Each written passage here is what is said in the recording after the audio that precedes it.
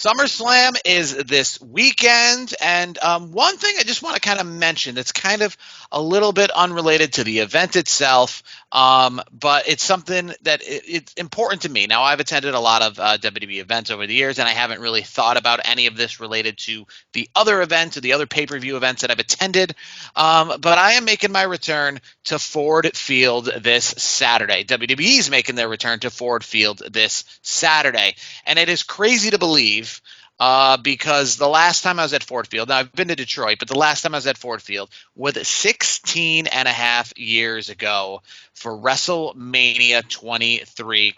And I just been kind of thinking about a lot of this because of the fact that the drive is going to be the same route that I took last time. Obviously, it's the same stadium. Thinking about where I sat for WrestleMania and just kind of, it's kind of funny because WrestleMania 23 was known as WrestleMania All Grown Up. It was the 20th anniversary of the last time that WWE was in Detroit. And I remember thinking about obviously WrestleMania 3 versus WrestleMania 23, and those are like ages and ages apart from each other. WrestleMania 3 happened when I wasn't old enough to even open my eyes. WrestleMania 23 happened when I was old enough to drive myself there and book a hotel room. So such a vast difference between the two.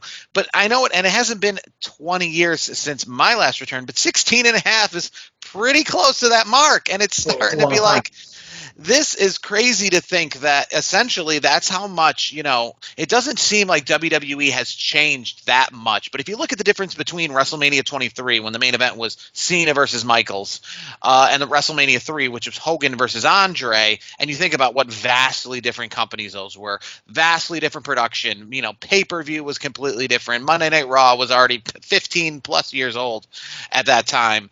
And WrestleMania 3 was a good almost 8 years before Monday Night Raw even, hit the airwaves. So it's just crazy to think. And now here it is 16 and a half years later. And it's crazy to think that I was an adult then. I'm an adult now. And how WWE, it's changed a lot, but at the same time, it still feels so similar. I will say one thing that is completely different is, I guess, my feeling. It is crazy to think because my feeling going towards WrestleMania when I attended WrestleMania 23 was back at that when I was an adult, but a kid at the same time. I mean, we're talking marking the days off the calendar from like 60 days on until WrestleMania 23. And I mean, I didn't necessarily do that. I was trying to go to the pay-per-view last month. I mean, that's the difference versus then when I was just wanting months and months of my life to go by because I bought the tickets the day they went on sale and just counted the days down. But it's just funny because that was, WrestleMania all grown up, right? And that was the theme about the, how long it's been since WWE's been Detroit and so much stuff has changed. And now it's kind of like SummerSlam all grown up for me. I mean, this is SummerSlam, the 30th anniversary essentially since they went to Detroit for SummerSlam 1993. And here I am, I'm making this return to Ford Field for SummerSlam 2023, the first SummerSlam in Detroit since 1993. And we'll get in, if you're watching on YouTube, another video related to SummerSlam facts and figures and all that good stuff. But we're going to focus right now on this year's SummerSlam. Ford Field, expecting to be about 50,000 people in Detroit. And one thing when we talk about using our, Twitter/X followers into the broadcast today, one thing that I mentioned was another personal thing. Don't mean to dominate the conversation with all this personal talk here, but to me, and I thought this when SummerSlam was originally picked for Detroit, and that is, listen, I think the stadium's great, the city's great, and I think the logo, the theme, all of it is great. I mean, believe me, they had that same star SummerSlam, biggest party of the summer logo for like 10 plus years. It was getting old. It's awesome to see a brand new logo every year, depending on where they are. It obviously matches Detroit perfectly. Great. I love it. The one issue I guess I have with it is the fact that all of it doesn't make me think of SummerSlam. SummerSlam to me, I think is summer. And Detroit is not what I think of when you think of summer. Motor City is not what I think of when you think of summer. Indoors is not what I think of when you think of summer. And I think this SummerSlam logo, this field, this stadium, all of this would be the greatest, way to use, I think, the Royal Rumble, I guess, is the best way to put it. I think the Royal Rumble logo would look great. The stadium would look great. I mean, Detroit it's indoor stadium, so why not use it for the Royal Rumble? And it's kind of weird in the way that they're using this for SummerSlam, and I hear all these rumors that Florida is going to host the Royal Rumble in January. But yeah, I mean, last year I think Nashville, it was too bad I could not attend, but last year Nashville I think hit SummerSlam right on the head when it comes to obviously having its unique theme to Nashville, but also being outdoors, warm weather, a city in where you're gonna like be outside in shorts and a t-shirt walking around the streets before you go into the stadium. Again, being an outdoor stadium, so it's 90 degrees. You're enjoying the sunshine during the event. You're not going indoors. I mean, every other time I've been to Detroit, a lot of times it's been winter time. I mean, it's a great city. It's definitely rebuilding since many years ago when it really had quite the downturn. So it's getting better little by little. But I just think this would be a great place for the Royal Rumble. I think SummerSlam. I think of like the beach. I think of LA. I think of all those kinds of cities. But here's the thing: you could do it at like. I mean, I know it's tough because of baseball season, but couldn't you have done it at like Comerica Park? Yeah, and I know that they're home that weekend, but more importantly, you could have, yes. I mean, that would have even made it better. I think SummerSlam to me, and I've said this kind of since they started going to outdoor stadiums and even a little before that, SummerSlam to me should be at not just any stadium, but a baseball stadium. Baseball stadiums because one, they're outdoors in the summertime, and two, baseball is outdoors in the summertime because it's a summertime sport. So I think that even in no matter what city you go to, even if you're in a non-traditional summer city, outdoors is still feels more like summer because obviously if you're in a baseball stadium, baseball and summer go hand in hand. You don't need to be in Miami or something like that where it's 1,000 degrees outside. But yeah, Yankee Stadium, Citi Field, Citizen Bank Park in Philadelphia, PNC Park in Pittsburgh, the stadium in Cleveland, all of those places to me, I think would really encompass this SummerSlam ideology. I guess where I'm going to try to finish this off is I think of the WCW Bashes at the Beach back in the day. And obviously they were indoors in arenas, but where were they when it comes to the locale? They weren't in Syracuse, New York. They weren't in Dallas, Texas. They were in Daytona Beach, Florida. They were in Southern California. They were at those kinds of cities. So even if, like I said, even if it's going to be an indoor venue, I guess somewhere that's, more synonymous with being a summertime place. It's too bad a place like Myrtle Beach and Ocean City, Maryland don't obviously have the venues or the population to host something like this. But yeah, I think, somewhere like Atlantic City or something would probably fit the theme a little bit more. Obviously, you can tell there's no surfboards or palm trees in the logo for this year's SummerSlam. It doesn't really give off that quote unquote Bash at the Beach vibe that they did back in the WCW days. But it is still the biggest event of the summer for WWE. They're treating it as the biggest event of the summer, over 50,000 people. And we're going to get into the matches. One quick poll, like I said, talking about, the results of our Twitter followers. When it comes to that, 71% said everything seems great, and 28.6% said it doesn't necessarily feel like SummerSlam. But getting into, I guess, the matches themselves, one thing I want to mention when it comes to our polls is a match that isn't happening versus a match that is. And I put out the poll, which match would you rather see? We're going to get the SummerSlam Battle Royal sponsored by Slim Jim. That's how you know this isn't going to be on SmackDown, unlike the Andre the Giant Battle Royal. This one's going to be on the main card, probably because it's sponsored by Slim Jim and all those sponsorships matter. But one match that's not going to be on the card, and I can tell you what, going back to when this feud started beginning, I saw the seeds sowing to SummerSlam, and here we are, not at SummerSlam. Instead, in 2 weeks on Raw in Winnipeg, we're going to get this match, and that's Trish versus Becky. So I asked the poll out there, what would you rather see at SummerSlam, this Battle Royal or Trish versus Becky? And 64.3% of our followers said Trish versus Becky versus this Battle Royal. What is your opinion, Brandon, on that? Yeah, I side with our fans, our supporters. I think not having Becky Lynch on this card against Trish Stratus and having Trish Stratus on the card, obviously, that is not a good thing, I don't think.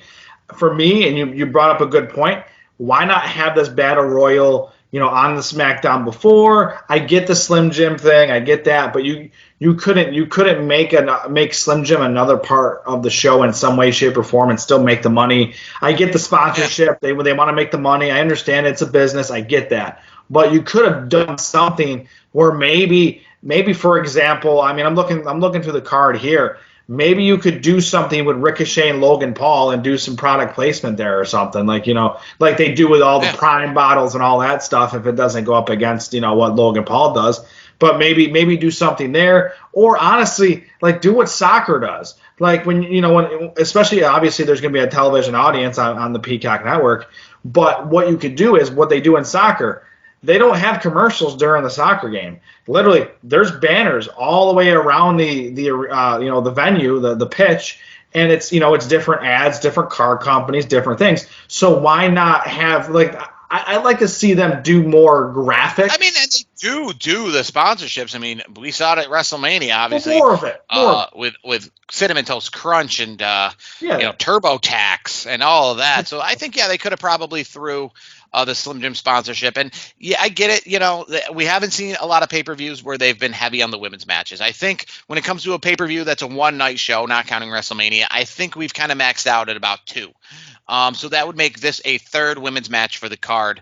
And I just feel like Trish Stratus didn't come back to the WWE to be wrestling on Raw when this is the feud. This is the feud since she's come back. I mean, yeah, she had the whole tag team run, but this is it, essentially. I know she even wrestled as just a one-off. Even when they brought her back as a one-off in 2019, she wrestled Charlotte Flair.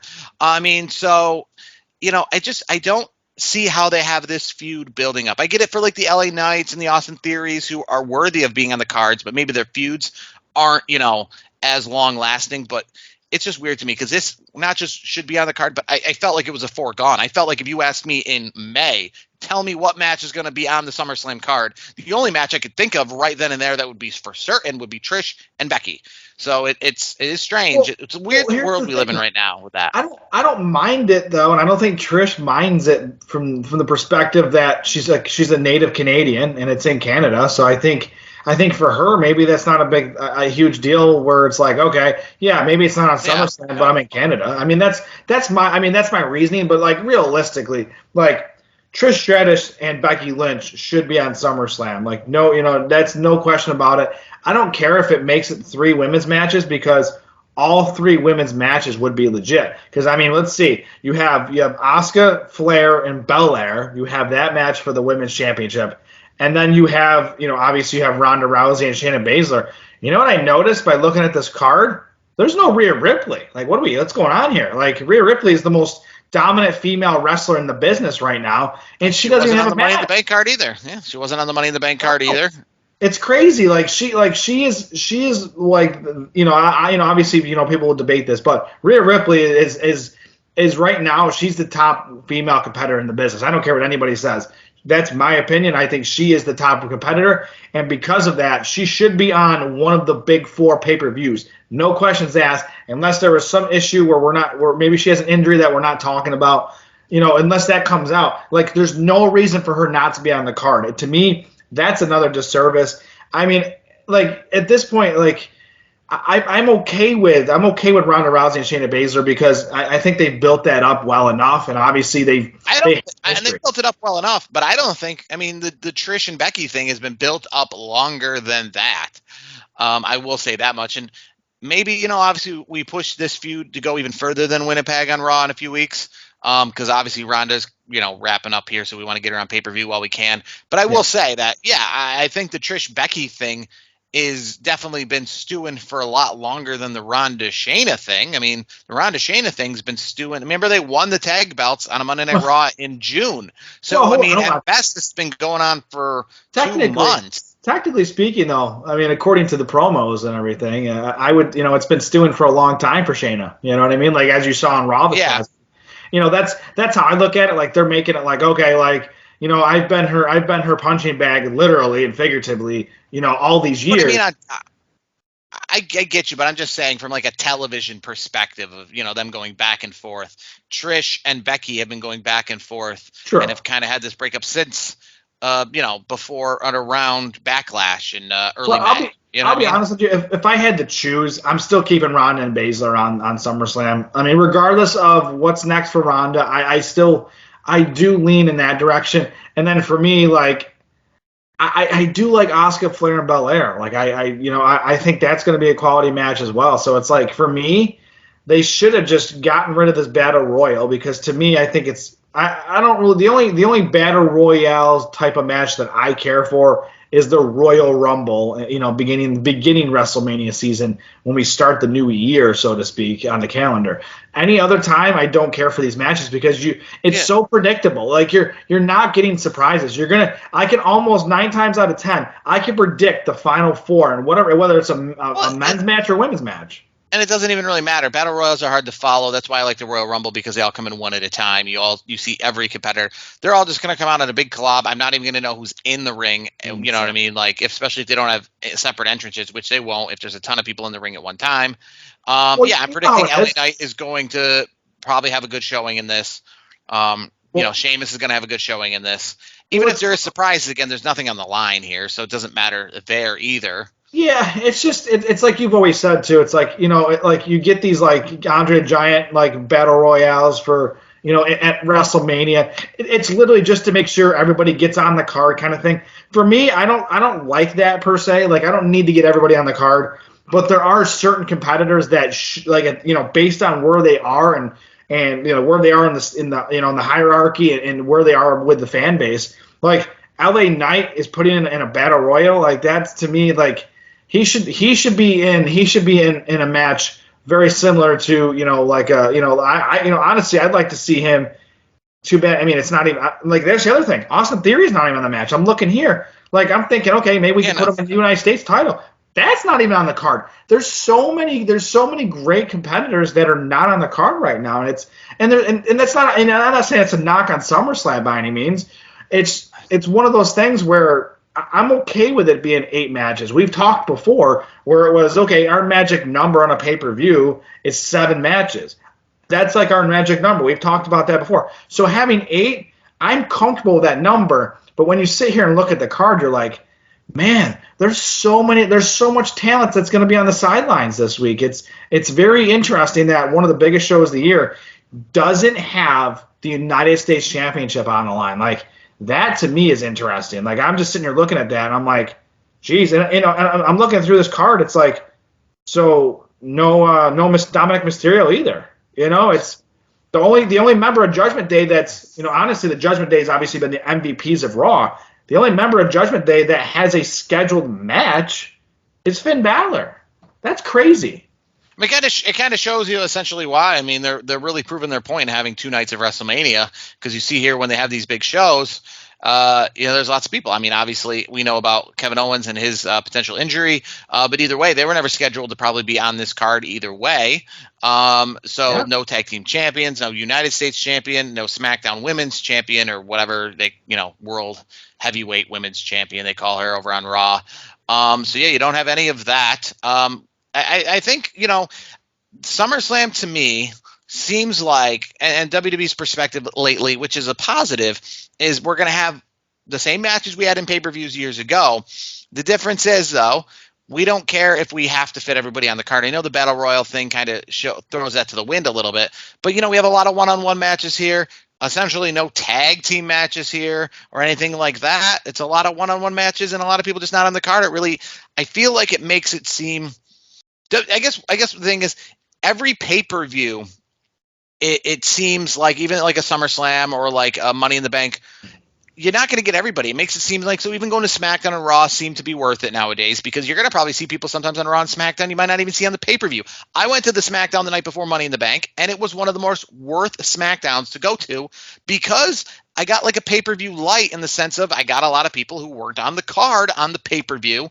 So I didn't just see a lot of chit-chat. I didn't see like the go-home WrestleMania stuff where everyone's on the card. So they're not wrestling. They're in meaningless matches. Like, no, I saw a tag team championship match. I saw a women's championship match because of those factors of them not being on the card. But that's crazy. Yeah. You made a good point, though. Like, I'm sitting here looking at the card, and I'm like, wait a second. You're right. There is no tag team match. Like, that's interesting. Like, and here's the thing. I'm not knocking it or complaining, because we haven't even gotten to the show yet. Because, I mean, of the 8 matches, I do really care about 7 out of the 8, because I really don't care about the Battle Royal. I already mentioned that. But I am looking forward to watching this entire card, and I'm kind of hoping with an 8-match card, Are we going to be in that sweet spot of like 3.5 hours, or do you think we're going I over think that? we're at least 3.5 hours. I mean, at least I would say 3.5. I would say it starts at 8 o'clock Eastern time. I would say it goes till 11:45 ish. I'm saying that because the last couple shows that have had 6 matches on the card have been pushing past 3 hours, 3 hours, 10 minutes, that kind of thing. So, and I understand that obviously there's no Money in the Bank matches or like long form matches on this card. So I think still though, I mean, I don't know for sure, but I've heard either it's just the opening package or a performance itself, but Kid Rock is involved somehow. And because, like it is SummerSlam, I imagine we're going to have some breaks in the action with some commercials and some, product placements. It's going to, we're not going to be match, nonstop. We're going to have something, some sort of maybe even in-ring promo thing. But we'll see. I think it's pushing the midnight. I don't think it's going later than that, but I think it's pushing the 3.5 hour mark for sure. But if we start to go over some of these matches, we'll start with what Twitter thought in the winner of the women's championship match, the only one on the card, representing SmackDown, the WWE Women's Championship.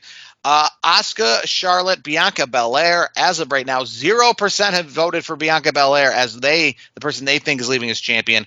Asuka has 62.5% of the vote, and Charlotte has 37.5%. Does Charlotte go 6-0 at SummerSlam and leave as a champion, or is Asuka retain? I think Asuka retains. I'm with the audience on that. I'm in that 62%. I'm in that I'm in that portion. It's going to be a highly contested match, but I do find it interesting that literally nobody picked Bianca. Wouldn't that be interesting if Bianca just kind of pulled a rabbit out of her hat and won the match? I'm with the audience though. I don't think she wins it. I think it does come down to Asuka and Charlotte at this stage of the game. I do lean Asuka because I'm a fan of having decent length title reigns, and I feel like she's got a good title reign ahead of her. And again, Charlotte Flair doesn't need the title to be relevant. And my thing is she can and how I'm thinking of how this match is gonna happen. It's gonna build up into a Charlotte Flair Bianca Belair situation because I think Flair and Bianca are going to cost each other the match and have Asuka come out on top. I just something about that. I feel like Flair or Bianca, one of them is going to cost the other the match. We're going to see a feud keep brewing, and then Asuka is going to move on to another challenger. That's kind of where I think that it's going to go. I think it's going to be a really good match. I'm actually very, very excited to see this match, and I'm excited to see hopefully a lengthy title run for Asuka. We'll talk about cash-in possibilities in a little bit for men and women. But moving on to the IC Championship, 71% of our Twitter followers say Gunther retains, while 28.6% says Drew dethrones the champ and ends the long streak of Gunther's reign atop the Intercontinental Championship world. What are you thinking going into this match here?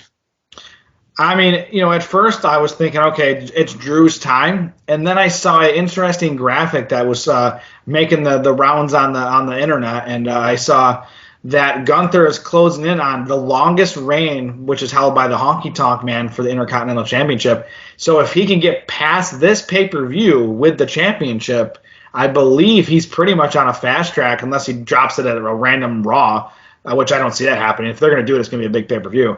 But he's in the driver's seat to have the all-time record, and you know me, I love history, I love that stuff, and Gunther is one of those dudes where I think he's the guy that I want to see take over the throne as the longest reign of an Intercontinental Champion. So in that case, I gotta go Gunther. This could be the match of the night. I wouldn't be surprised because both Gunther and Drew are badasses. They're legit. They're going to throw bombs at each other. You're going to hear some big slaps. You're going to see some big bombs being thrown by these boys.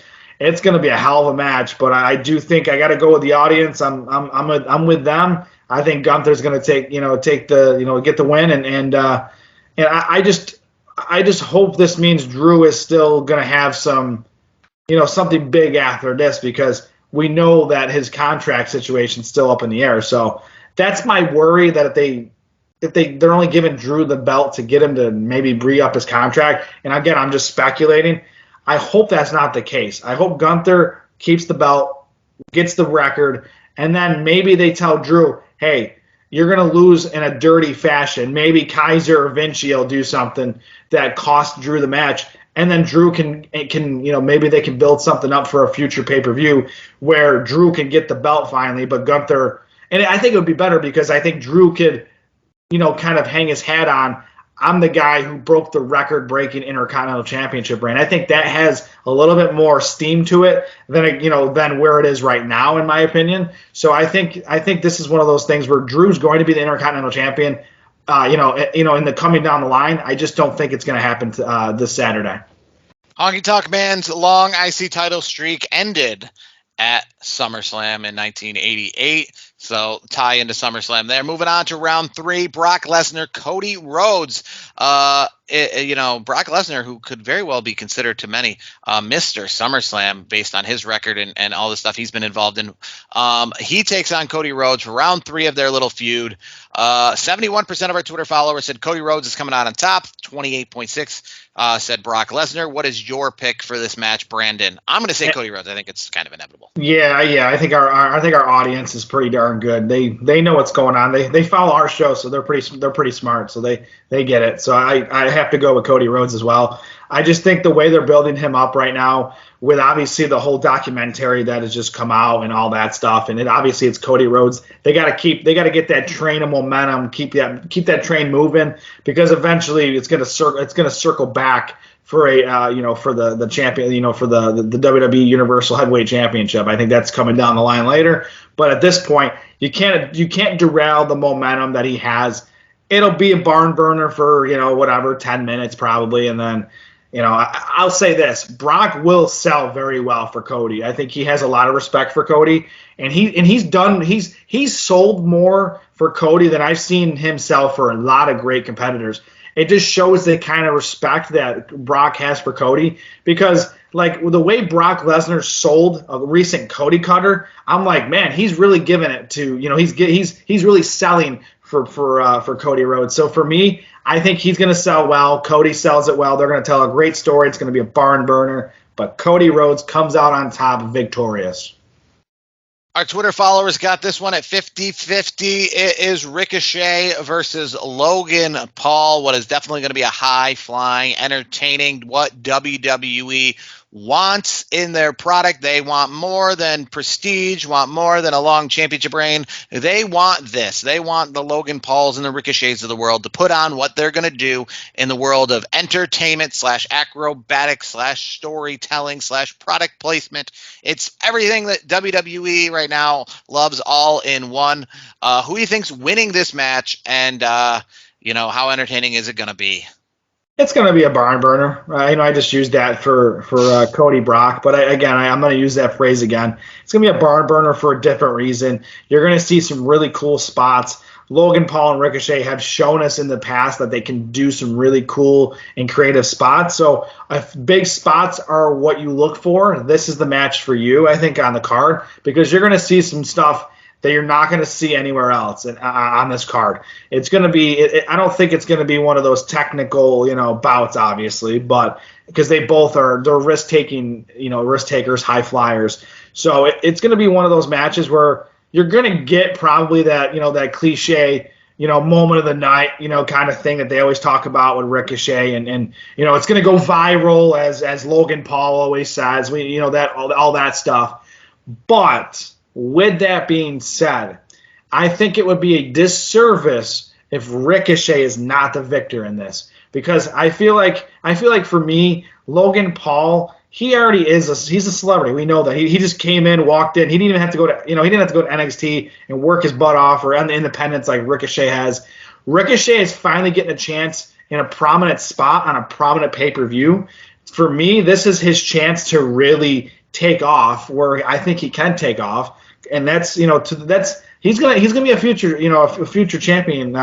He's gonna be a future title holder if he can win this match. Because in my opinion, if Ricochet does not win this match, I think Ricochet's stock is gonna be like that crypto crash. What was it, last year, 2 years ago? His stock is just gonna go right down, and he's gonna fall back, and he might be going back. He might be finding himself in Baron Corbin territory, going back to NXT to retool. And I don't want to see that.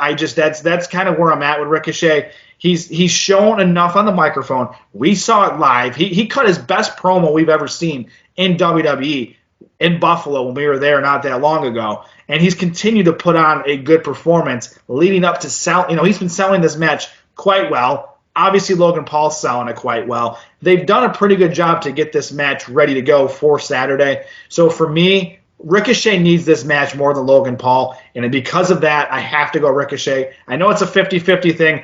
To me, it really is a coin flip. But Ricochet, to me, needs it more. And I got to go with the guy who needs it more. About 7 years ago at SummerSlam, the Universal Championship debuted for the very first time, and in the inaugural match, Seth Rollins took on Finn Balor in what ended up being the culmination of Finn Balor's first essential world championship win in WWE, only to be derailed essentially during the match and officially the next night on Raw when he had to relinquish the belt due to injury. And since then, Finn Balor has never touched a World Heavyweight Championship. He's obviously faced Roman Reigns in his reign, and he's faced others along the way.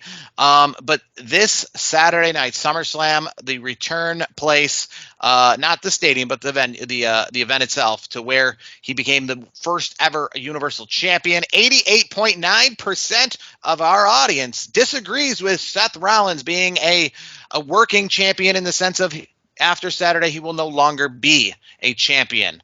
11.1% of our audience says that he will retain, Seth Rollins, that is. Who do you see walking out with the world title at SummerSlam? I got to go with Finn Balor. I think Finn Balor is the guy. I think it's his time. But I'm going to add a little bit of extra caveat to this bad boy right here. I could see, and I don't see it, and I know what you're thinking, cash in, all that. That's not where I'm going. I think there's going to be a little bit of a situation where, Finn Balor's down, Seth Rollins is down, and there's a point in the match where maybe Damian Priest comes out, and he's teasing the fact that he'll bring it in, and then Seth Rollins will obviously, get up and attack him or whatever the case may be. And there's going to be enough of a distraction there where Finn Balor wins the match. I don't think Finn Balor wins this match clean. I do think, because we've seen it before many, many times with the Judgment Day, that it's not going to be a clean finish. I see that happening where, I think Damian Priest is, he's going to think about cashing in. So we're going to plant those, keep planting those seeds of, okay, when's he going to cash in? Who's he going to cash in on? All this and that. And then just like this past week on Monday Night Raw, where Finn took his time with the briefcase, and by that time, that it was done. There was no way to cash in at that point. I think something similar to that's going to happen, and I do think Finn Balor he'll get the upper hand, and I think he's going to pull.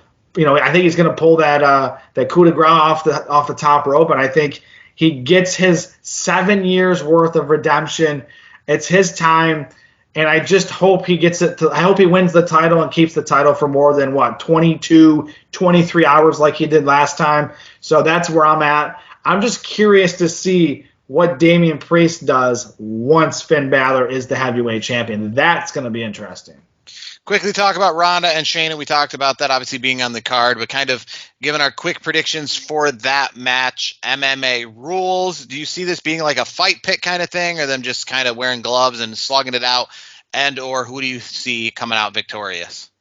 Yeah, I'm curious to see what this MMA rules is going to look like. I don't know. I mean, I kind of want to see a fight pit kind of style. I think that'd be kind of cool. I just don't know if that's logistically going to work. I don't. If they do, cool. If not, they're going to probably wear their normal, what they would wear in a UFC, MMA situation. So either way, regardless of how they battle it out, I do think Shayna Baszler wins this match. I think it's time for her to go over, and I think if the rumors are true and Ronda's finishing up her her time with WWE, and that's obviously been on the rumor mill, and obviously we'll obviously see what happens afterwards.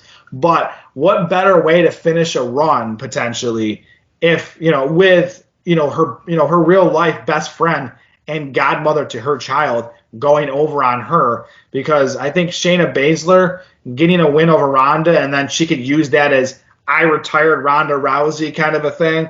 And then obviously that means she could focus it on maybe going for a championship. I think that would be the ideal situation.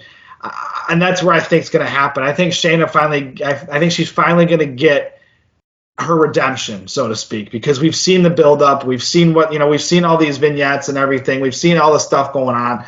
It's time for Shayna to go over on Ronda, and I think it's gonna be a good match, I think, and it's gonna be a bruiser, but I do think Shayna wins.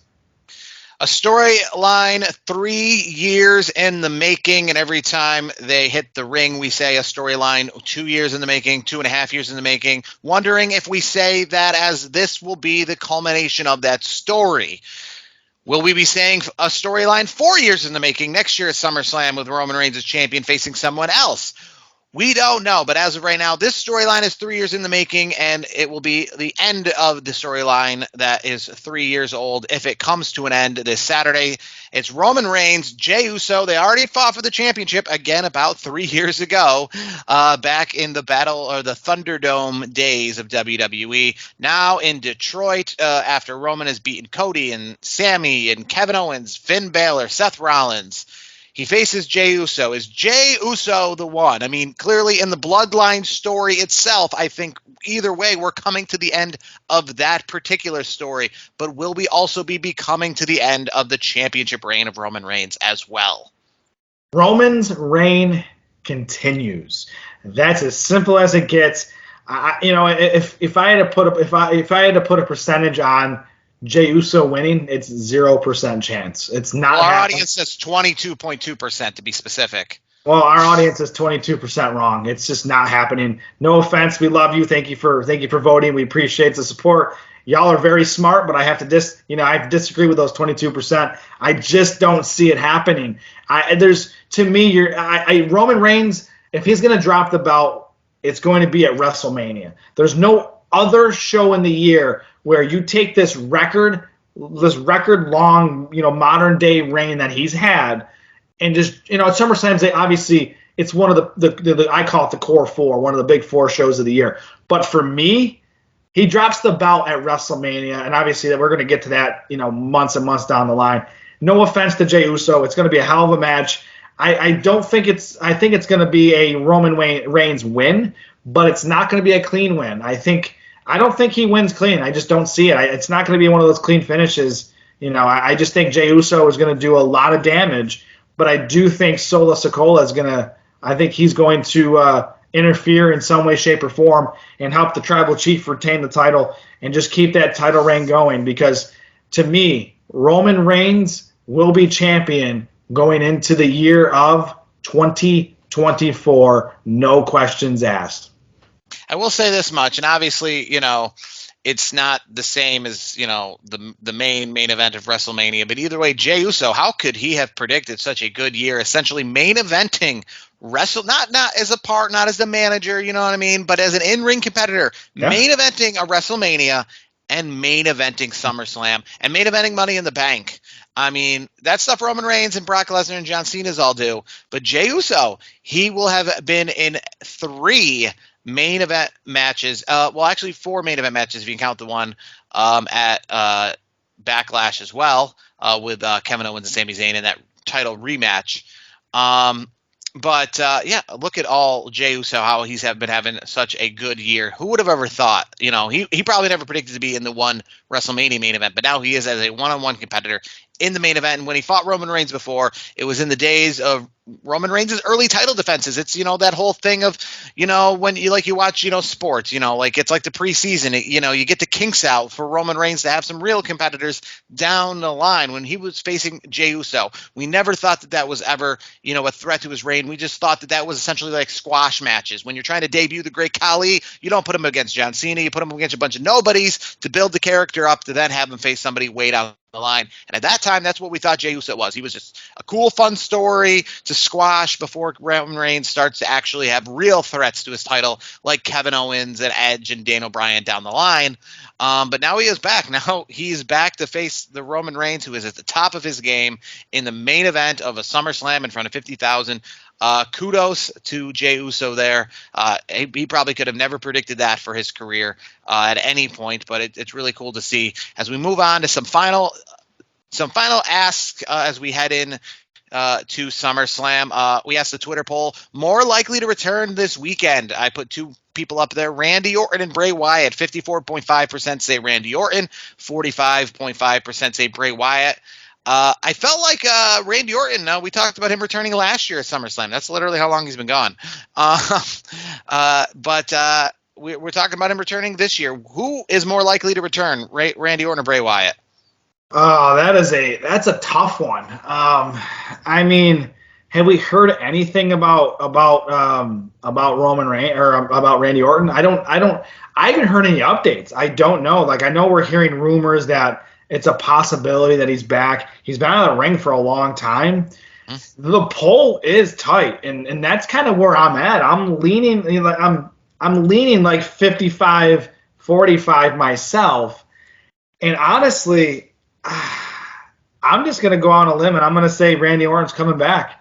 You know what? Why don't I stand on it? I'm going to say Randy Orton returns, and I think we're going to put him in a prominent role. And I don't know who he's going to face or who he's going to attack or whatever he does.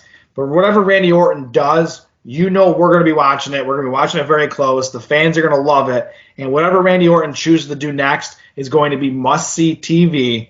So sorry, Bray Wyatt. Hope to see you soon. But Randy Orton, we will see you on Saturday night. All right, and the final question I'm going to ask to you, it's got a couple little facets in the sense of Money in the Bank. Do we see one cash-in? Do we see two cash-ins? Do we see no cash-ins? What's your take there, Brandon? 0 cash-ins on SummerSlam. I'm out on cash-ins for SummerSlam. I think we're going to hold off for a little bit. I feel like a cash-in will be coming later on in the year. I do, obviously, they have 1 year to do it anyways, obviously, but I don't see any cash-ins this SummerSlam. I think there might be some teasers where it could happen, it might happen. I don't see it. I mean, if I had to lean one way, to me, I would have to lean in the women's side. Could it happen? I think that's got a shot. The men's side, I don't see it happening, but I still am standing pat. I'm going to say 0 cash-in attempts occur. What about you? I'm leaning towards Io Sky. Obviously, we have the history of the fact that the women don't hold on to the Money in the Bank nearly as long as the men. They've held on to it right now longer than they ever have before. So, yeah, I'm leaning a little bit towards Io Sky holding, cashing in the belt in that triple threat match. But yeah, I mean, I would kind of personally rather maybe see, like Damian Priest, maybe some teasing of it and not actually doing it. Kind of maybe set something up along the way. But, who knows? I would say that I'm probably not seeing a men's cash in. I'm probably gearing towards we're not seeing that. But again, that would be interesting nonetheless. Obviously, we all know that Finn Balor, Damian Priest dynamic is going to do something, and it's going to probably manifests itself down the line into some good storytelling. I don't necessarily know if I see Damian cashing in this Saturday, but definitely I agree with you on the whole teasing thing. Will he, won't he thing this week at the 36th annual WWE SummerSlam from Ford Field in Detroit, Michigan this Saturday night.